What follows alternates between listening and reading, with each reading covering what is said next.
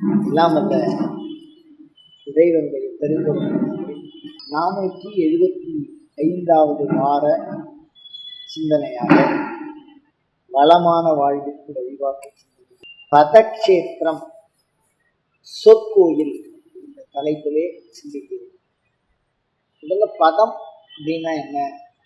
ஏன்னா சாதம் வெந்திருக்கா வேகலையா பாருங்கோ அப்படின்னு கேட்டால் அதை கையை வச்சு அதை ஒரு சாதம் ஒரு பானை சோற்றுக்கு ஒரு சோறு பதம் அப்படின்னு சொல்கிறார். அதுக்கு பேர் பதம்.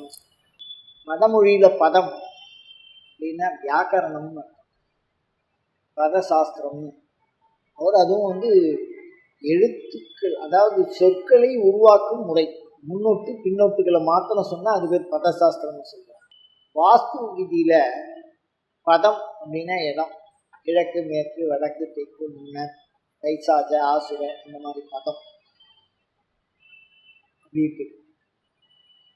அதுக்கப்புறம் பார்த்தீங்கன்னா பதம் அப்படின்னா பாதம்.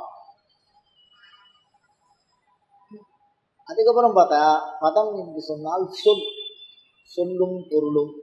பதம்னா சொல், சிப்பிஞந்தம் பதம்னு சொல்றாரு. பதம்னு சொல்.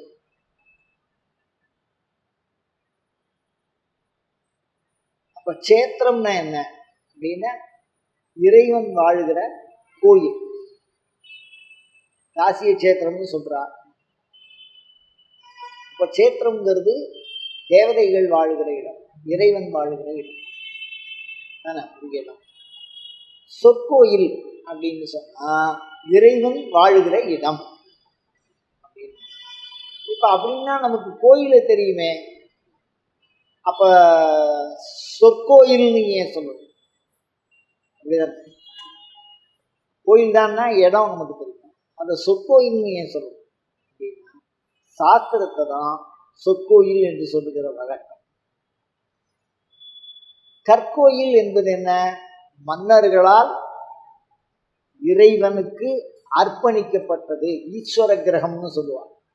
அர்ப்பணிக்கப்பட்டதுன்னே சாசனத்தில் சொல்லுவாங்க. இந்த மன்னனால கட்டப்பட்டு இந்த ஆட்சி ஆண்டுல இந்த கிரகமானது அர்ப்பணிக்கப்பட்டது அப்படின்னு சொல்லுவாங்க. அப்ப சொற்கோயில்னா என்ன அப்படின்னா ஞானியர்களால் சொல்லப்பட்டது. அது கற்கோயில், இது சொற்கோயில். அப்ப சொற்கோயில்ங்கிற பதம் எதை குறிப்பாக குறித்தது? சொற்கோயில்னு ஏன் சொல்லணும்? கல்லினாலே கட்டப்பட்ட கோயில் இருக்கும்போது சொல்லினாலே கட்டப்பட்ட கோயில் அப்படிங்கிறது என்ன, எதை சொல்லலாம் அப்படின்னு கேட்டா சொற்கோயில்னு சாஸ்திரத்தை தான் சொல்லும். சாஸ்திரம்னா என்ன? இந்த வார்த்தையை கண்டுபிடிக்கும் அப்படின்னா ஒரு உதாரணம் சொல்றேன். பண்டைய காலத்துல ஒரு ராஜா, அந்த ராஜா கிட்ட யாரோ ஒரு ஆள் ஒரு வழக்கு எடுத்துன்னு போறாரு. எனக்கு இந்த இடம் சொந்தம், எங்க அண்ணா அதை தரமாட்டேங்கிறார், நீங்க பார்த்து ஏதாவது தீட்டு வைக்கோ அப்படின்னு சொல்றாரு அரசர். அப்படி சொல்ற வரைக்கும் எழுத்தறிவு படிப்பறிவுலாம் கிடையாது. ஏதோ அவர் ஐயா எங்கள் அண்ணனுக்கு எனக்கும் ஏதோ சொத்து விவகாரம் ஐயா பார்த்து பண்ணிக்கோங்க, இதில் தான் ஆரம்பிக்கும். இப்போ சாசனம் ஒரு விண்ணப்பம் யாருக்கிட்ட சொல்லியிருக்கான்? ராஜா கிட்ட சொல்லியிருக்கான். அது பக்கத்தில் ராஜா பக்கத்தில் எப்பொழுதுமே அறுவகை சுற்றம், எண்வகை பரிவாரம் இந்த ராஜாவை சுற்றியே இருக்கும். கர்ப்பாவரணம் அந்த மாதிரி இப்போ சாமிக்கு எப்படி 5 ஆவரணம் இருக்கோ அது மாதிரி அரசனை சுற்றி இந்த 5 ஆவரணமும் இருக்கும், எப்போதுமே இருக்கும், 24 வருஷம் இருக்கும். அது மாதிரி ஒருத்தர் என்ன பண்ணுவார்னா அவருக்கு லேக்கஹா எழுத்தன்னு பேர். எப்போ பார்த்தாலும் என்ன பண்ணிகிட்டே இருப்பார், இது சொன்னாலும் ராஜா இது சொன்னாலும் எழுதிட்டே இருப்பார். அந்த மாதிரி அந்த எழுத்தை நோட் பண்ணி இவன் யாரு, எந்த ஊர்லேருந்து வந்தான், இந்த இடம், அந்த இடத்துக்கு நம்மளுடைய பிரதிநிதி யாரு, அந்த பிரதிநிதியை என்ன பண்ணுவான்னா இந்த ராஜா பக்கத்தில் எடுத்துவா. ஏன்னா இந்த பதத்துக்குள்ள அவ்வளோ ரகசியம் இருக்கு, அதுக்காக சொல்றேன். இப்போ அந்த ராஜா இப்படி திரும்பி பார்த்தாருன்னா அதை ஒரு இது போட்டு அவருடைய பார்வையின் பால் திருப்பார்வைன்னு பேர். திருப்பார்வைன்னா அவளுக்கு ஒரு நோக்கம் தெரியும். இந்த கேஸை ப்ரொசீட் பண்ணுன்னா பார்வையாளர் சொல்லுவாங்க, செயலாளர் சொல்ல மாட்டாங்க. ஏன்னா அதில் குற்றம் அதெல்லாம் தெரிஞ்சுக்கிறதுக்கு வாய்ப்பு இருக்கும். இவனை ஃபாலோ பண்ண, இவன் நல்லவனா கெட்டவனா குடு எல்லா விஷயமும் பார்வையாலே சொல்லுவான். அதுதான் திருநோக்கு திருப்பார்வைன்னு பேர். அப்படி பார்த்தோன்னே அவன் பக்கத்தில் இருக்கிற அதிகாரிகிட்ட சொல்லுவான். அந்த அதிகாரியை அந்த ஊருக்கு அந்த காலத்தில் ஃபோன் கிடையாது, அந்த ஊருக்கு நடந்து தான் போகணும். அந்த ஊருக்கு குதிரை ஆள் வந்து கொடுத்து அவன் எந்த இடத்துலேருந்து இருக்கான், இதனுடைய ஆட்சி பகுதியில் இருக்கா, அந்த ஆள் யார் அப்படின்னு அந்த ஊரில் வச்சுருவான், அந்த ஊருக்கு அனுப்பிச்சிடுவான். அந்த ஊரில் என்ன பண்ணுவாங்கன்னா இனவாரியாக பிரிச்சுருவான். ஒரு ஊரில் பல வீடு இருக்கும், பல இனம் இருக்கும். அந்த காலத்தில் இனவாரியாக பிரிச்சுருவான். எந்த இனமோ அந்த இன தலைவனை கூப்பிடுவான். அந்த தலைவனை கூப்பிட்டு அந்த இன சம்பந்தமான வேலையெல்லாம் ஒன்றா இணைப்பான். இந்த மாதிரி ஒரு விஷயம் வந்திருக்கே, இது என்ன அப்படின்னு முதல்ல அவருக்கு தான் ரிப்போர்ட் போடுவான். அவன் தான் சொல்லுவான், இது தெற்கு தெரு கோபால், இது வடக்கு தெரு சிவன் அப்படின்னு ஏதோ ஒரு பேர் வச்சுருப்பான். அவனை பிடிச்சிடுவான். பிடிச்சி அந்த இடத்துக்கு போனால் என்னப்பா பிரச்சனை அப்படின்னு உள்ளுக்குள்ளேயே இந்த விஷயம் தீர்மானம் ஆகிறதுக்கு ஏற்பாடாகும். அப்போ ஏற்பாடாகி உண்மையாகவே அவனுக்கு ஒரு பகுதி இருக்குது. என்னது, அதில் அண்ணா தம்பி சண்டை இருக்குது, அவனுக்குள்ள சொத்து இருக்குது. அந்த விவகாரம்லாம் அவளை வச்சு ஒரு நாள் மீட்டிங் போட்டு அவன் ஒரு ரிப்போர்ட் போட்டு திருப்பியும் அதை அப்படியே எங்கே அனுப்புவான், அந்த அதிகாரிகளுடைய நோக்குக்கு அனுப்புவான். இது அங்கே சுற்றி இங்கே சுற்றி ராஜாவோட பரிவாரம் வருது பாரு, முதல்ல எழுதினார் பாருங்க. அதில் இந்த பக்கம் போனால் இந்த பக்கம் ஒருத்தர் கொடுப்பார். இப்போ அடுத்த ட்ரிப்பு இவர் வரும்போது திருப்பி யார் இத்தனாம் தேதின்னு ஒரு டேட்டு கொடுப்பான், சும்மாலாம் இல்லை. அந்த தேதிக்கு அவன் என்ன வரணும். அப்படி வந்த உடனே திருப்பியும் அவனை பார்த்தோன்னே அந்த விசாரணைக்கு சொல்லுவான். ஐயா, இவர் இத்தனாம் தேதி வந்தார், இன்னும் விசாரணைக்காக வந்தார், இந்த விஷயத்துக்காக கேட்டிருக்கோம், இந்த மாதிரி தகவல் வந்திருக்கு அப்படின்னு அந்த தகவலை ராஜா முன்னாடி படித்து காட்டணும். இவருக்கு இந்த சொத்து இருக்குது, இந்த மாதிரி இருக்குது, இவர் கேட்டது நியாயம், செய்யலாமான பெரியவாளுடைய உத்தரவு கேட்குறோம் அப்படின்னு. அதில் எல்லா விமர்சனமும் வரும். இவன் 6 பேர் கூட பிறந்திருக்கான், அதில் இவன் நீ தனியாக வரணும்னு நினைக்கிறான், இந்த 6 பேருக்கு உண்டான பங்கு அவனுக்கு இருக்குது அப்படின்னு இருந்தா அப்போ அவர் என்ன பண்ணுவார், ராஜா வந்து இது என்னையா அப்படின்னு பக்கத்தில் ஒரு அவை இருக்கும், கொடுக்கலாமா, 6 பேர் குடும்பத்தை பிரித்தா மாதிரி ஆகக்கூடாது, சேர்த்து கொடுத்தா மாதிரி ஆகக்கூடாது அப்படின்லாம் அவள் குழப்பிட்டு, இல்லை இந்த சம்ஸ்காரத்தைப்படி இதை செய்யலாம் அப்படின்னு அவள் ஒரு உத்தரவு கேட்டு அதை வந்து ராஜா கிட்ட சொல்லிடுவான்.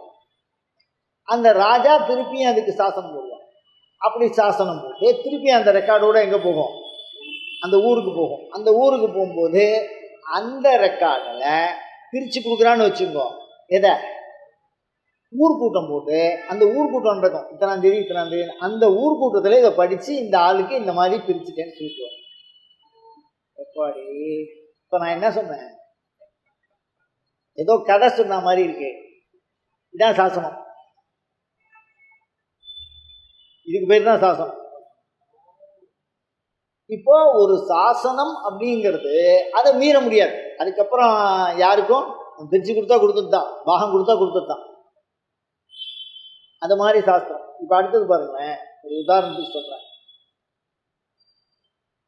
இந்த சாஸ்திரங்கிறது மாத்திரம் என்னன்னா, இப்போ ஒரு மனுஷனுக்கு ஒரு 14 மாடி வீடு இருக்குன்னு வச்சு, அந்த வீடை நம்ம பார்க்குறோம், இது என்னது தான் அவர் சொல்கிறாருன்னு வச்சு, அது எதை வச்சு நம்புறது, உடனே அந்த பத்திரத்தை கொண்டான்னு கேட்குறீங்க. அந்த பத்திரத்துக்கு பேர் தான் சாசனம். எந்த பத்திரத்துக்கு பேர், அந்த வீட்டு பத்திரத்தை கொண்டான்னு கேட்குறீங்க. இப்போ இந்த வீட்டு பத்திரம் கொண்டோம் இருந்தாலும் உன் பேரில் தான் இருக்குது, வேறு ஏதாவது வில்லங்க இருக்கான்னு அங்கே ஒரு சர்டிஃபிகேட் போடுவீங்க, இத்தனை வருஷத்துக்கு யார் வச்சுருக்காங்க. அப்போ அது யார் கொடுத்தா யார் வாங்கினா என்ன பக்கத்தில் அது இருக்குன்னு அதில் இருக்கும், அதை வந்து அங்கே போய் தோண்டி அதை என்ன பண்ணிடுவீங்க, ரெடி பண்ணிடுவீங்க. டேக்ஸ் கட்டிட்டா அந்த மாதிரிலாம் கேட்குறாரோ இல்லையோ, அந்த மாதிரி கேட்டுட்டு ஃபைனலாக ஒரு 14 ரெக்கார்டு வரும். அதில் அந்த 14 ரெக்கார்டையும் சேர்த்து இது இவரு தான் அப்படின்னு ஒரு ஸ்தூலமாக இருக்கக்கூடிய ஒரு பெரிய பில்டிங்கை இவர் தான் அப்படின்னு சொல்கிறது எது, சாத்தனம். சூக்ஷ்மம் எழுத்து, ஒரு 4 பேப்பர், அப்படிதானே, பேப்பர் தானே அது. வீடு அவ்வளோ கோடிக்கணக்கில் இருக்கு, ஆனால் அதோட மதிப்பு எப்படி, அந்த பேப்பரில் இருக்கு. இது அவருதுன்னு சொல்லிக்கணும்னா அந்த பேப்பர் தான் அவருது, அந்த பேப்பரை காணும்னா அவர் சொல்லிக்க முடியாது, அப்படிதானே. அப்போ சாசனம்ங்கிறது என்ன,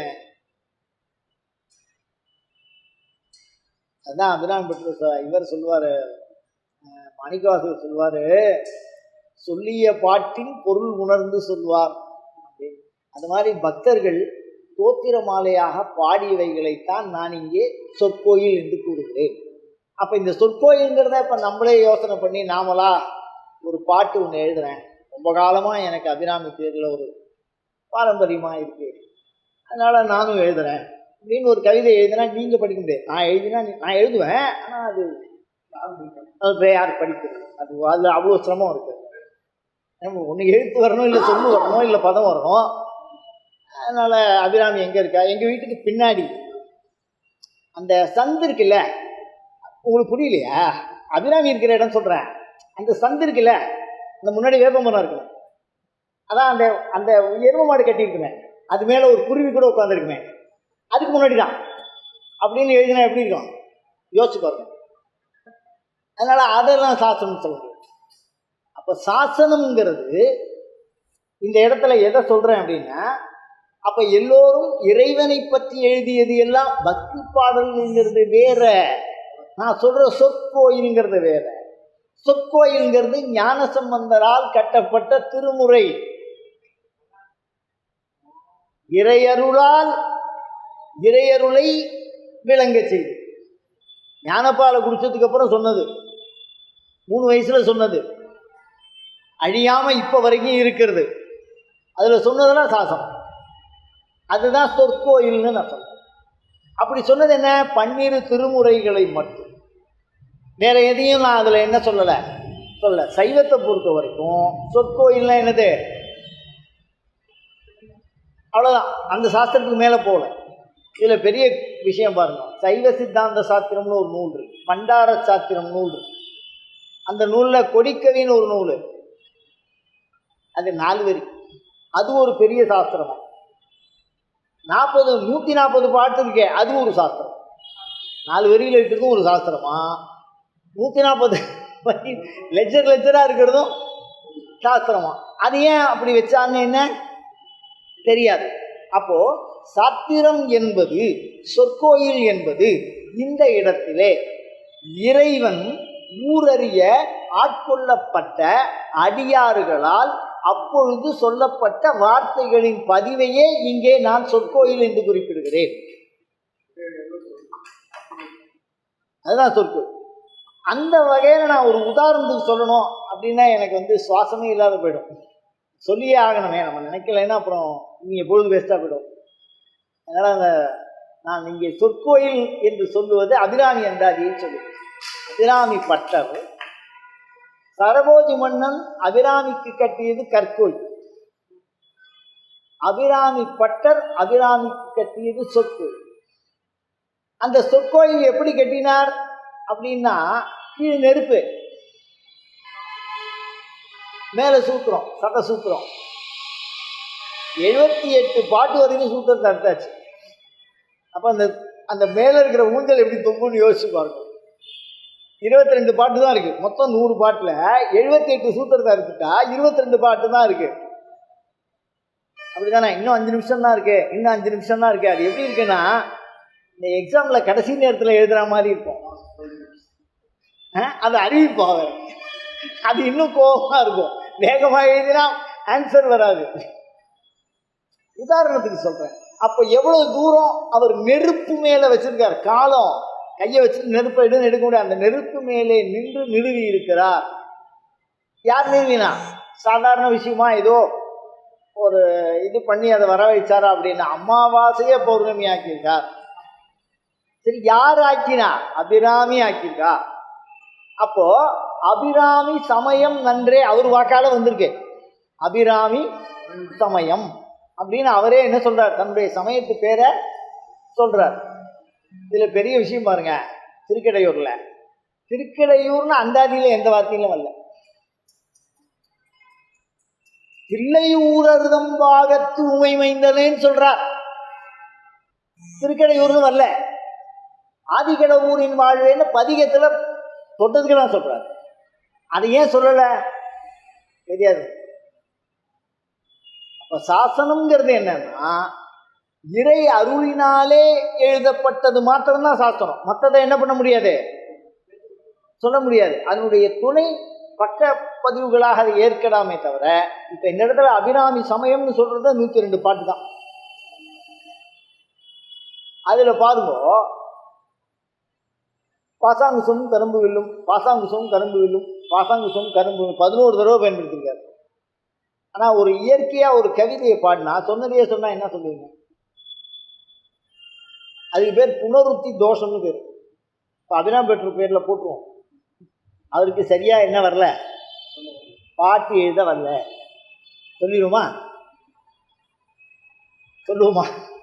அப்ப விஷயம் என்ன அப்படின்னா, சாசனம் அது சரி, அது எப்ப சாசனமாகும் அப்படின்னா, அவர் சொன்னதை அந்த சாஸ்திரத்தின் வழி நாம பார்த்து அந்த சாஸ்திரத்தை அதுல என்ன போட்டிருக்கோ அதை அப்படியே பின்பற்றி அதுல என்ன நடக்குமோ அதுதான் சாசனம். அதுக்கு தான் அந்த ராஜாவோட கதை சொன்னேன்.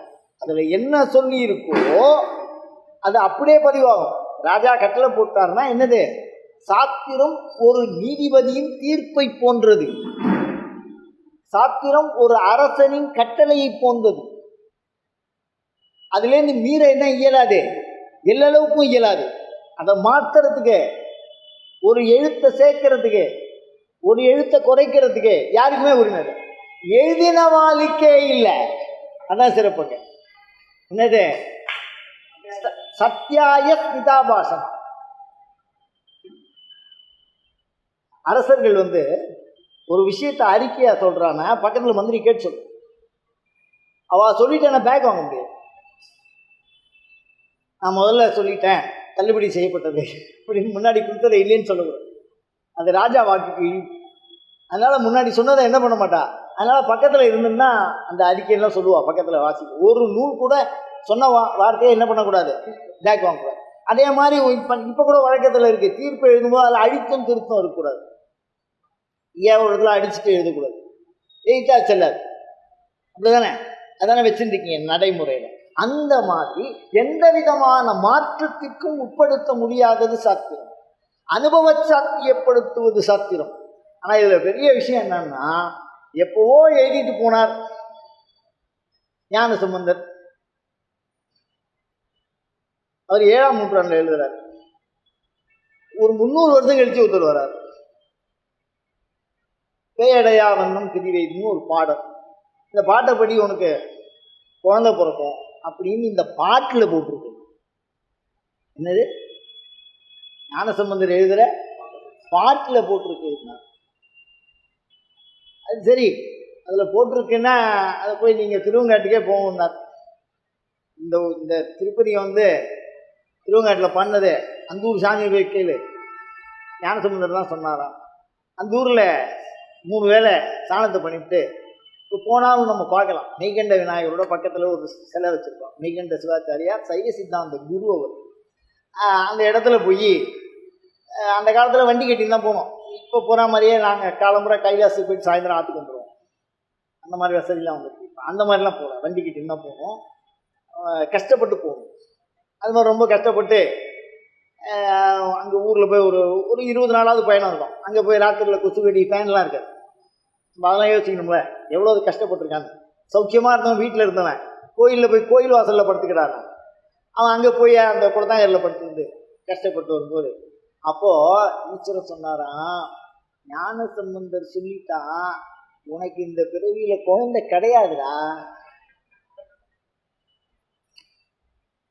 அவன் சொல்லிவிட்டானா, என்னை பற்றி சொல்லிட்டானா, அதனால நான் தரேன்னா. மெய்கண்ட சிவாச்சாரியார் பிறந்த வரலாறு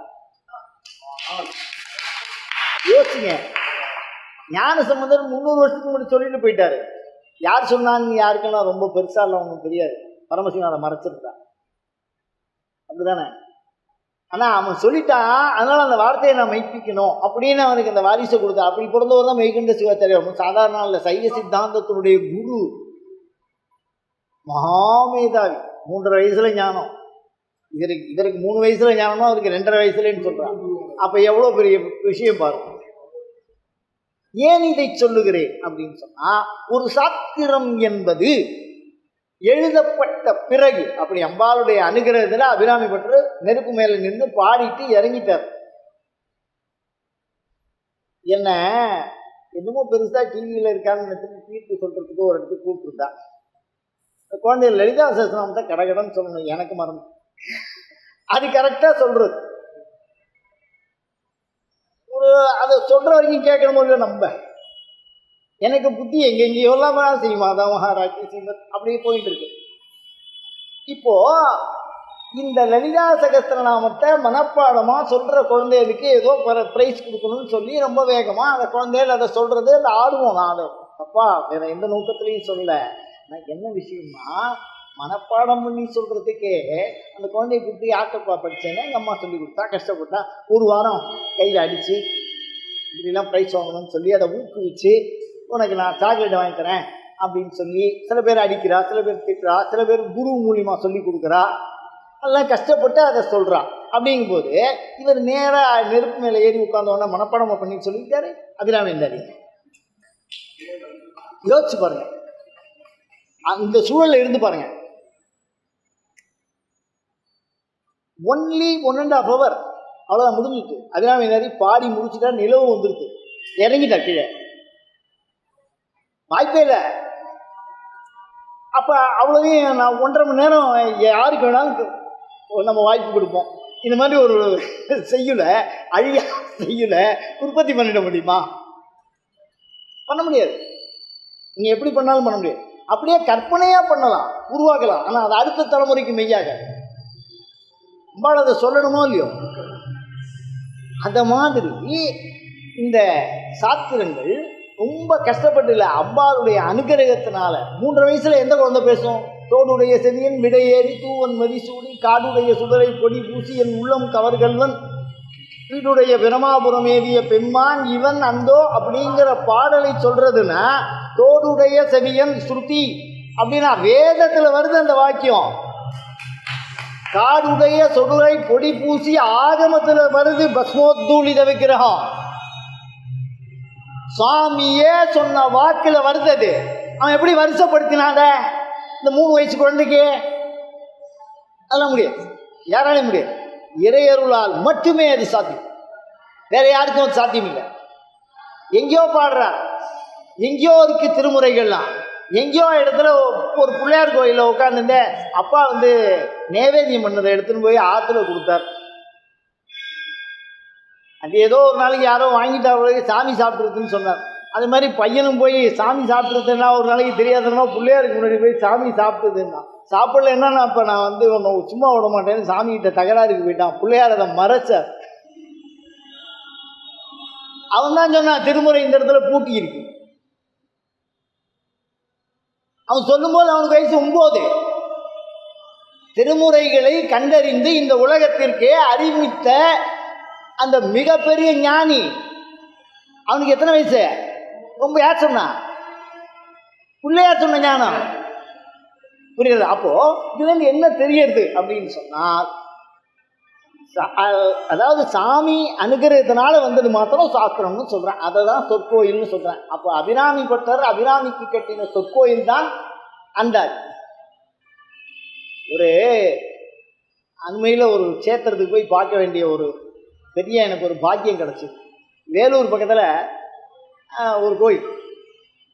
அந்த கோயில் ஒரு மன்னன் யுத்தத்துக்கு போயிருக்கான். பொன்னி ஆத்தங்கரையில் அவனை குத்திட்டானுங்க. அவன் இறந்துட்டான்.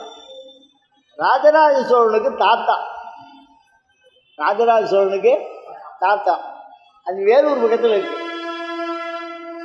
ராஜராஜ சோழன் இருந்த இடம் அப்படிங்கிறது கும்போணத்துக்கு பக்கத்தில் தஞ்சாவூருங்கிற ஊர். உங்களுக்கு தெரியாது. இங்கேருந்து அந்த இடத்துக்கு அவன் வரணும்னா குறைந்தபட்சம் ஒரு 6 நாளாவது குதிரை சவாரி பண்ணணும். யோசிச்சு பாருங்க நீங்கள். ராஜாவுக்கு இருக்கிற வேலையில் அதை பண்ண முடியுமா? அதை 2வது யோசிச்சு பாருங்க. அதை விட அவன் பல வேலைகளுக்கு நடுப்புற இந்த மாதிரி தாத்தா ஒருத்தர் இருந்தார், அவர் இந்த ஊரில் செத்து போட்டார், அவருக்கு ஒரு கோயில் கட்டியிருக்கணும். அந்த இடத்த மார்க் பண்ணி அந்த இடத்துல ஒரு கோயிலை கட்டி கீழே எழுதியிருக்கான். அதில் இந்த அரிஞ்சிய சோழனுக்கு இந்த ராஜராஜ சோழன் அதில் சிற்பம் என்ன மாதிரி பேசியிருக்க பாருங்க, முழங்கால கட்டி உட்காரக்கூடாதும்பா இப்போ வரைக்கும், அதில் அப்படி உட்கார்ந்துருக்க மாதிரி போட்டிருக்கான். எனக்கு கருமா சிவன் நீ நினைச்சிடக்கூடாது, எங்கள் தாத்தா அது 2 பேருக்கும் ஒரே அடையாளமாக இருக்குது. சிவலிங்கம் இருக்குது, இறந்தவர்களுக்கும் அந்த அடையாளத்தை என்ன வைக்கிறான், அதனால் அப்படி மண்டி போட்டுருக்க மாதிரி வச்சு அது பக்கத்தில் சொல்கிறான் ஒரு சங்கு வச்சுருக்கான், பொங்கு சங்கு, மங்கு சங்கு, மரணச்சங்கு. என் தாத்தா செத்து போன மரணச்சங்கு அந்த இடத்துல இருந்த கோயிலை அவன் கற்தலியாக மாற்றி அதை பிரதிஷ்டை பண்ணியிருக்கான். அதுக்கு அம்பாள்லாம் எதுவும் இல்லை, இங்கே போய் நேரில் பார்த்துட்டு வந்தேன். எதுக்கு சொல்கிறேன் இந்த வார்த்தையை நான் ஏன் சொல்லுகிறேன் அப்படின்னா, ராஜராஜ சோழன் எனக்கு தெரியாது, அப்படிதானே 1000 வருஷம் அது அவன் செத்து போய்.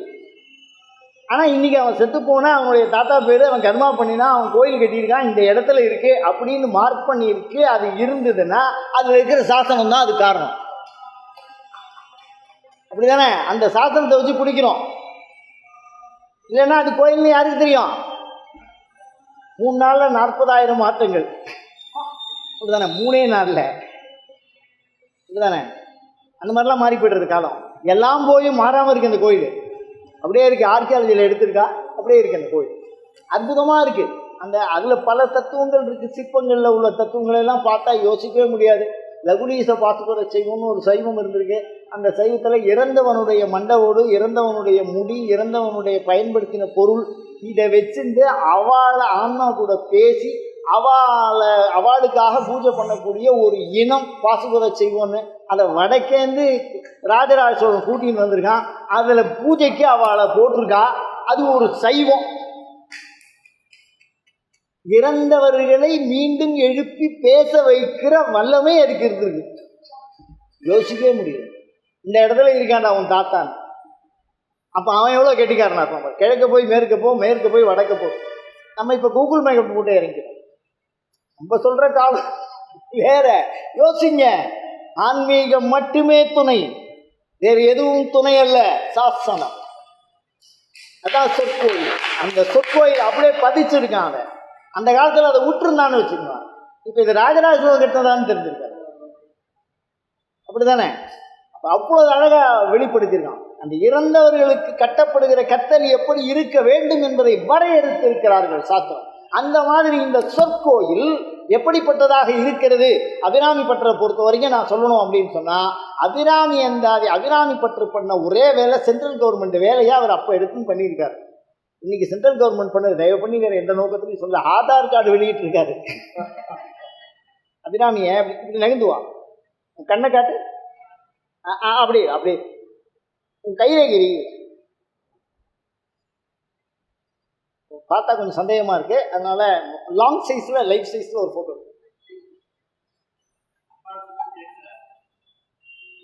முடியுமா? யாருக்காது முடியுமா? அதுதான் அபிராமியின் தரிசனம், அதுதான் அபிராமியின் தரிசனம். இப்போ இந்த சொற்கோயிலை உருவாக்கியாச்சு, அப்படிதானே? அபிராமி இந்த பாடி அபிராமி அந்த நிலவு வந்து அவன் மாட்டுக்கு கல்லா இருக்கா. இப்போ அர்ச்சாவதாரம் நாங்கள்லாம் பூஜை பண்ணிட்டு வரோம். ஒரு அம்மா சாதாரணமாக தோடை கைட்டி போட்டு எத்தனை வருஷம் ஆகும்? பல வருஷம் ஆகும், அதானே? அந்த அம்மா அம்பாள்கிட்ட வேண்டிக்கிறான், எங்கள் ஊர் சாமிக்கு தோடு விசேஷம், அதனால் தோடை கைட்டி தானே போட்டா அப்படின்னு ஒரு தோடு வாங்கிச்சான்.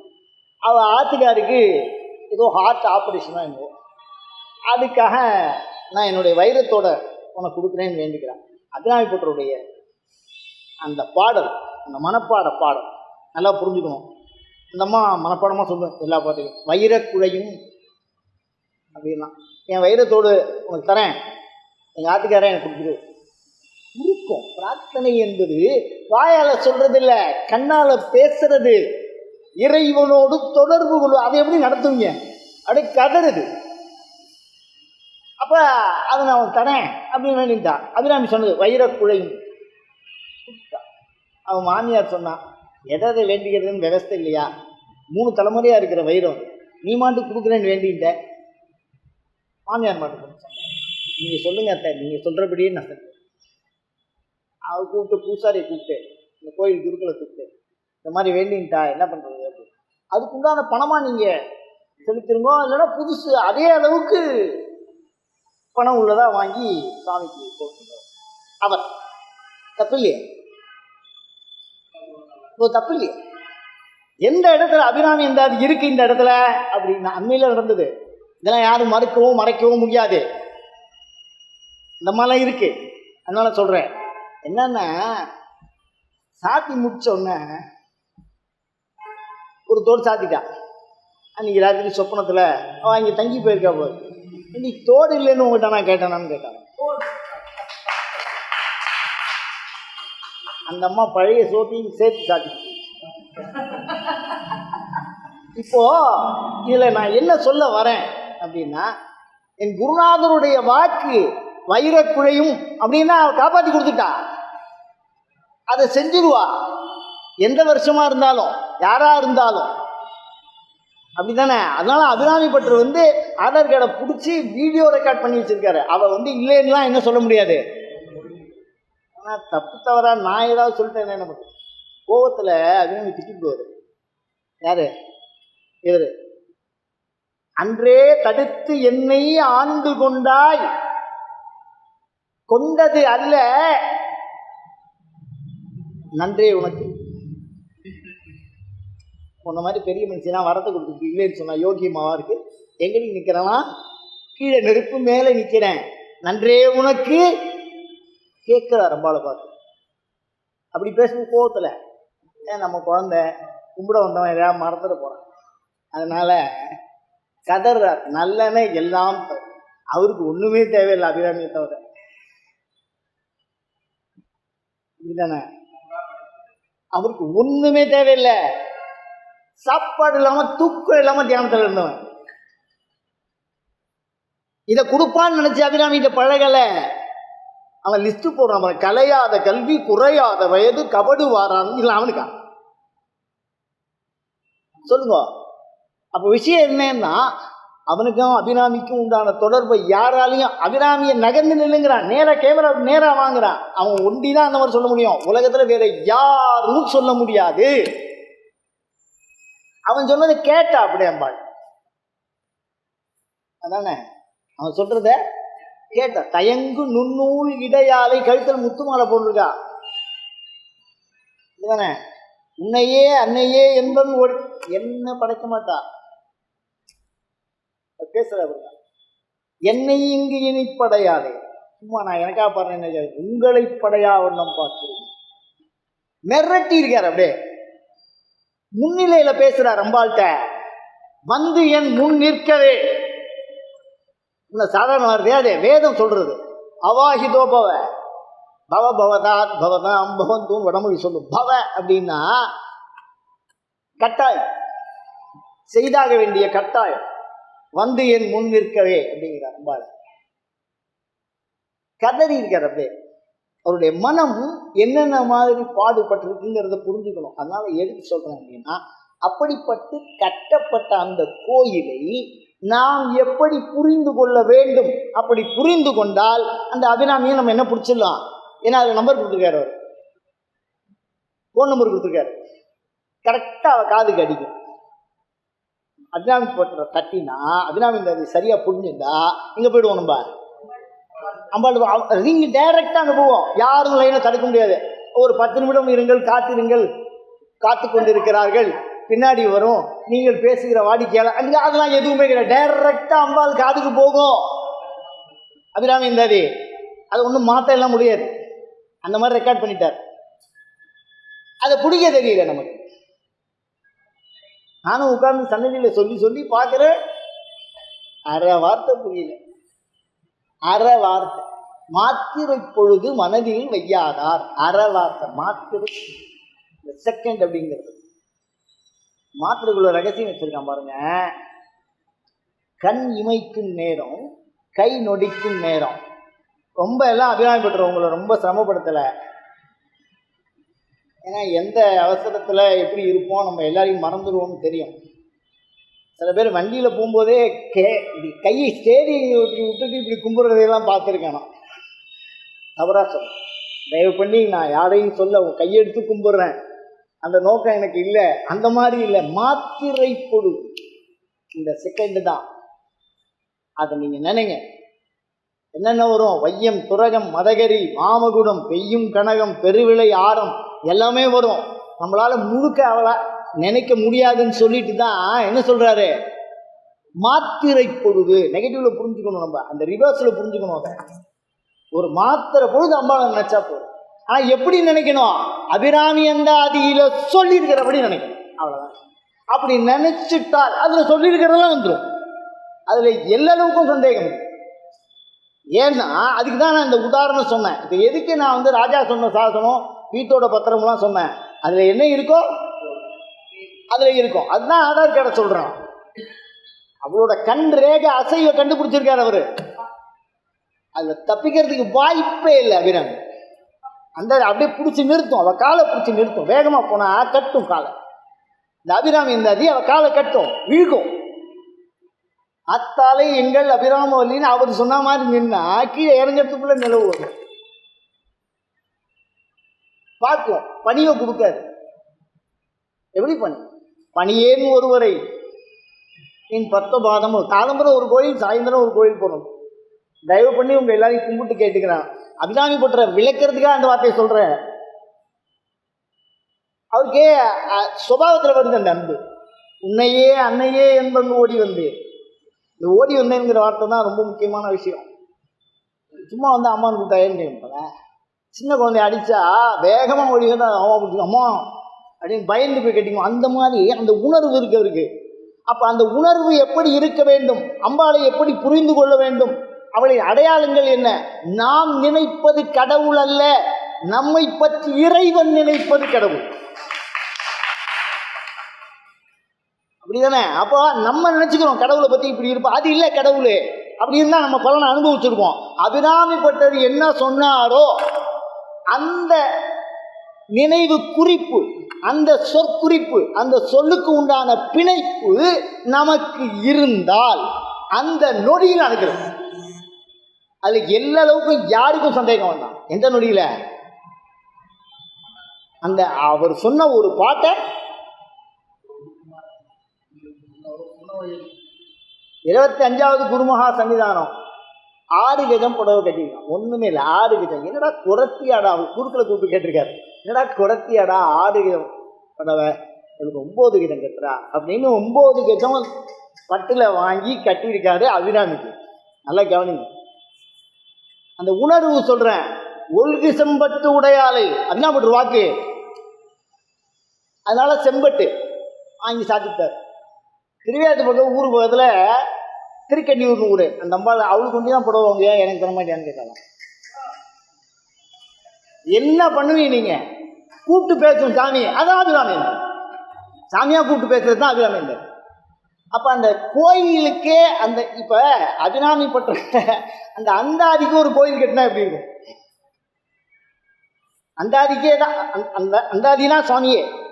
உரைகின்ற நின் திரு கோயில் நின் கேழ்வர் ஒரு பக்கமோ, அறைகின்ற நான்மறையின் அடியோ முடியோ, அமுதம் நிறைகின்ற வெண்திங்களோ, கஞ்சமோ நெஞ்சமோ அப்படின்னா இதெல்லாம் அம்பாள் இருக்கிற இடம் தேடி கண்டுபிடிச்சி இங்கெல்லாம் இருக்கான்னு சொல்றார். அதில் கடைசியில் என்ன அப்படின்னா, எந்த நெஞ்சகமோ பண்ணளிக்கும் சொல். அவர் கொடுத்துருக்கார் இசை டியூன். அதுக்கு நிற்க கட்டுரையே அப்படின்ற உரைங்கிற வார்த்தை இருக்க ரொம்ப கொடுமை. உரைனா எல்லாரும் பெரும்பாலும் நம்மலாம் என்ன நினைக்கிறோம்னா, உரை பாட்டுக்கு உரை, கட்டி உரை அப்படின்னு தான் வியாக்கியானத்தில் இருக்கு. ஆனால் உரைன்னு ஒரு வழக்கு சொல், பழமையான வழக்கு சொல். அதுக்கு என்ன சொன்னா, ஊரில் ஒரு பெரிய மனுஷன் அவனோட பையன் ஏதோ தகராறு பண்ணிவிட்டான்னு வச்சு, ஏதோ ஒரு தப்பு பண்ணிவிட்டான். அப்போல்லாம் இனசாரியாக இருப்பாங்க.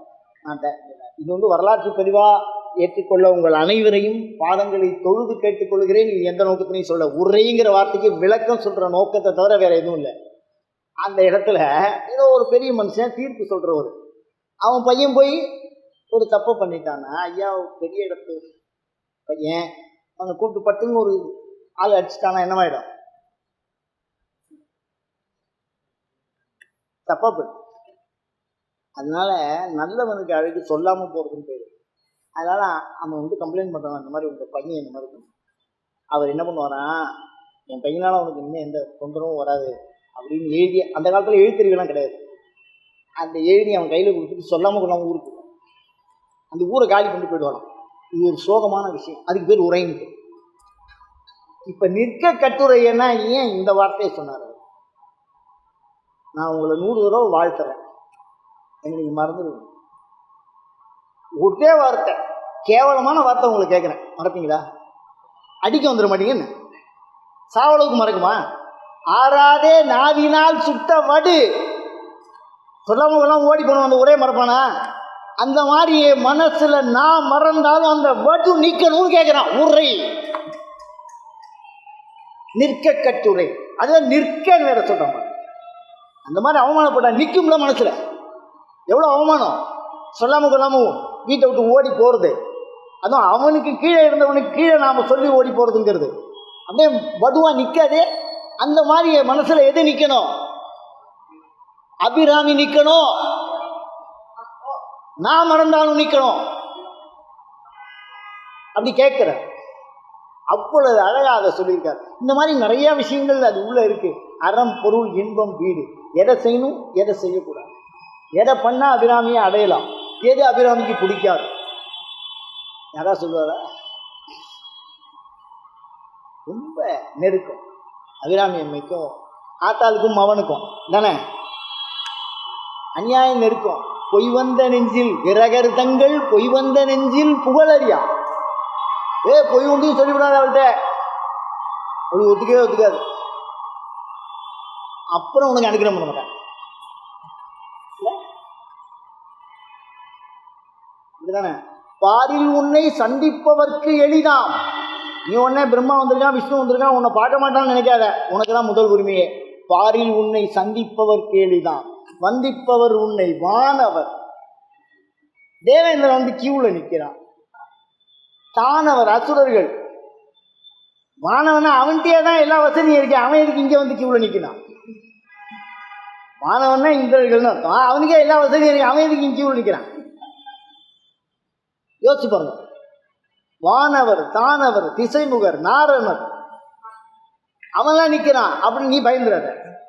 எங்க அம்மா அப்படி இல்லை, பார்த்தோன்னே வாடா நாயேனையும் இங்கு ஒரு பொருளா. இதுதானே? யோசிச்சு பாருங்க.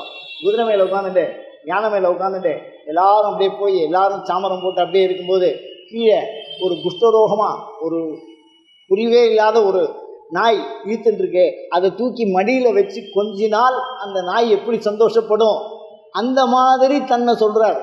முடை நாய்த்தலை அந்த அளவுக்கு இறங்கி வருவா. பாரில் உன்னை சந்திப்பவர்க்கு எளிதான். விட்டுறாத, எளிதான். நீ ஒன்னே பெருசா வேதம் அதெல்லாம் நமக்கு தெரியாது, ஆகமும் நான் கிட்டே போக மாட்டேன், தாந்திரிகம் எனக்கு வரவே வராது, ஜபம் நான் பண்ணவே மாட்டேன், பூஜை எனக்கு சம்பந்தமே இல்லை, அப்படிதான் நினைக்கிறேன். நீ என்ன பண்ணணும் அம்மான்னு சொல்லு, வேற ஒன்றும் வேண்டாம். அவர் கடைசி வரைக்கும் அதான் சொல்றார். என்னது? தாயே தாரமர் கொன்றையும் தீங்கில்லையே தாய். அம்மான்னு சொல்லு, அம்மாவை மாதிரி சொல்லு, அம்மாவா நினைச்சு சொல்லு. அங்க வரும். அந்த நினைக்கிறது தான் வர மாட்டேங்குது, அதுதான் பிரச்சனை. பாக்கி எல்லாம் வந்துருது. அந்த அம்மாங்கிற வார்த்தை அவரு சொல்ற அந்த அந்த ஒரு ஒரு இது வரல நமக்கு. அப்படி வந்திருந்தால் அவன் வந்திருப்பான். அது மாதிரி ஒருத்தர் 2 பேரா திருக்கடையூரில் சொல்றான். அபிராமி இந்த விளக்கத்துக்கு பின்னாடி லலிதா சகஸ்ரநாமம் சொல்லி முடிச்சதுக்கு அப்புறம் கிட்டத்தட்ட ஒரு 60 பேர் அபிராமியை நேரில் பார்த்துட்டான். கதறோம், மைக்க வச்சு சொல்லிகிட்டே இருக்கேன், அரை நாள் பார்க்க முடியல இந்த பாவியால. வருத்தமா இருக்கு, பொறாமையா இருக்கு. கதறா அப்படியே அப்படியே நேரில் அதே அடையாளத்தை சொல்றா. கோயிலில் சாமிக்கு இருக்கிற அடையாளத்தை சொல்றா. அந்த மாதிரி இப்போ வரைக்கும் அனுகிரகம் பண்ற அபிராமி தான், வேற எதுவுமே இல்லை, பாராயணம் தான்.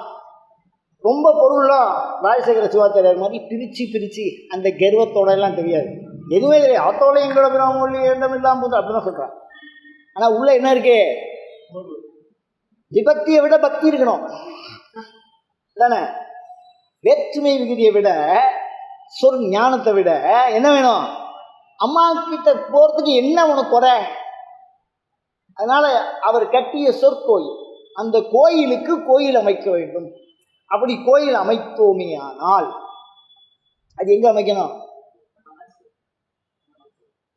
அப்படி அமைத்தால் அபிராமி எங்கே வந்துடுவா? இருந்தால் பழைய இருப்பிடமா? ரொம்ப இல்லை, ரொம்ப அசுத்தமாக இருக்கு வீடு, ஒரே குப்பையாக இருக்கு, லெட்ரினில் தண்ணி போக மாட்டேங்கிறது, பாத்ரூம் தண்ணி வரமாட்டேங்கிறது, லைட்டு எரிய மாட்டேங்கிறது, இல்லை அவ்வளோ ப்ராப்ளம் உள்ள உள்ள. ஆனால் அம்பாளா விளக்கமாக எடுத்துட்டு பெருக்கி சுத்தம் பண்ணி பழைய இருப்பிடமாக, அதுவும் அவளுக்கு வேண்டிய பட்ட அவள் சொந்த இடம், பெருக்கிறதுக்கு ஆள் இல்லை. நின் அருட்புணரால் துடைத்தனை. எங்கள் ஆற்று வாசலில் உட்காந்து துடைக்கிறா, வாசலை பெருக்கிறாள்ல, டைல்ஸ் எல்லாம் துடைக்கிறோம், அப்படி துடைக்கிறா. அருட்புணரால் நெஞ்சத்து அழுக்கையெல்லாம் துடைத்தனை. அது மாதிரி தானா என்ன பண்ணுவா? உட்காருவா. அப்படிப்பட்ட அந்த கோயிலை நாம் இதயத்திலே கோயிலாக கட்டணும். சாமியை கொண்டு வர முடியாது, அபிராமேந்தாரி எங்கே கொண்டு போயிடலாம்? இதயத்துக்குள்ளே கொண்டு போகணும். அந்த பொருளோடு கொண்டு போகணும். கொஞ்சம் கொஞ்சமாக படிக்கணும், அதோட பொருளுடைய ஆழம் புரிஞ்சுக்கணும். அப்போ அது சொல்லும்போது அந்த பொருளுடைய ஞானம் என்ன வரும்? ஏதோ ஒரு பொருள் இப்போ நான் காமிக்கிறேன் அப்படின்னா, இந்த பத்திரிக்கையை பார்க்குறோம், பதக்ஷேத்திரம், பதக்ஷேத்திரம்னு புரியுறது, வேற ஒன்றும் புரியலை. சொற்கோயில் விளக்கம் ஆரம்பிச்சதுக்கு அப்புறம் இந்த விளக்கம் என்ன, இதை தான் பதக்ஷேத்திரம்னு சொல்கிறேன். அதனால் நம்ம அபிராமிந்தாதி என்ன நினச்சிக்கணும் அப்படின்னு சொன்னால், அபிராமி ஒளிந்து வாழுகிற எழுத்து வடிவம். என்னது? எழுத்து வடிவம். மறைஞ்சிருக்காத எதில் போய் ஒழிஞ்சிட்டா? அந்த எழுத்துல போய் ஒழிஞ்சிட்டா. அந்த சொல்லும் பொருளும் என நடமாடும் துணைவருடன் புல்லும். அந்த அந்த எழுத்தை எப்படி சேர்க்கணும், எப்படி பிரிக்கணும், அப்படி பிரித்தா சுவாமியும் அம்பாளுமா வருவா. நடுப்புற நம்ம ஸ்கந்தரா இருக்கும். அயம் தர்மஹா உத்தரோத்தராபிவிருத்தி ரஸ்து.